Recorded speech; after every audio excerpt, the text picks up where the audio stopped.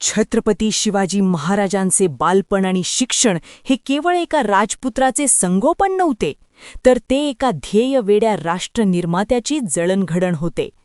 शिवरायांचे बालपण प्रामुख्याने जिजाऊसाहेबांचे मार्गदर्शन, शहाजीराजांची दृष्टी आणि सह्याद्रीच्या कुशीत व्यतीत झाले. शिवरायांच्या शिक्षणाचे पहिले केंद्र म्हणजे त्यांच्या मातोश्री जिजाऊसाहेब.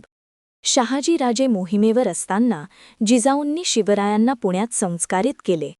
त्या त्यांना रामायण, महाभारत आणि पुराणातील शूरवीरांच्या गोष्टी सांगत.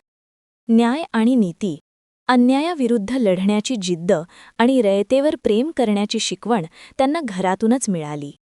धार्मिक शिक्षण, जिजाऊंनी शिवरायांना धर्माचे रक्षण आणि संतांबद्दल आदर बाळगायला शिकवले.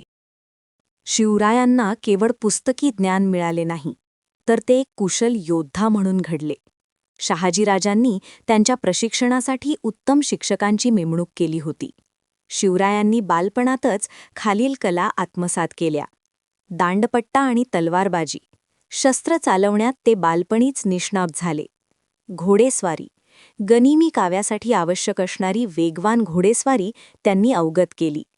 किल्ले आणि भूगोल, शिवनेरी आणि पुण्याच्या आसपासच्या सह्याद्रीच्या डोंगरदऱ्यांचा त्यांनी बारकाईने अभ्यास केला. कोणता किल्ला कसा जिंकायचा आणि भूगोल युद्धासाठी कसा वापरायचा हे त्यांनी प्रत्यक्ष अनुभवातून शिकले. शिवरायांचे शिक्षण केवळ राजवाड्यात झाले नाही, तर ते मावळ्यातील सामान्य मुलांसोबत खेळले. यामुळे त्यांना सामान्य जनतेच्या अडीअडचणी समजल्या.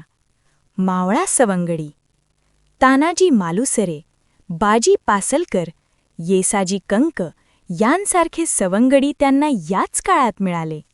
संघटन कौशल्य, विखुरलेल्या तरुणांना एकत्र करून त्यांच्यात स्वराज्याची ज्योत कशी पेटवायची हे त्यांनी बालपणीच शिकले. वयाच्या 12व्या वर्षी शहाजीराजांनी शिवरायांकडे पुण्याची जहागिरी सोपवली. या काळात दादोजी कोंडदेव यांनी त्यांना प्रशासनाचे धडे दिले.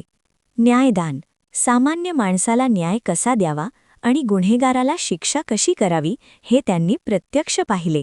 शेती आणि महसूल, रयतेचे उत्पन्न कसे वाढवावे आणि दुष्काळात त्यांना कशी मदत करावी याचे शिक्षण त्यांना मिळाले.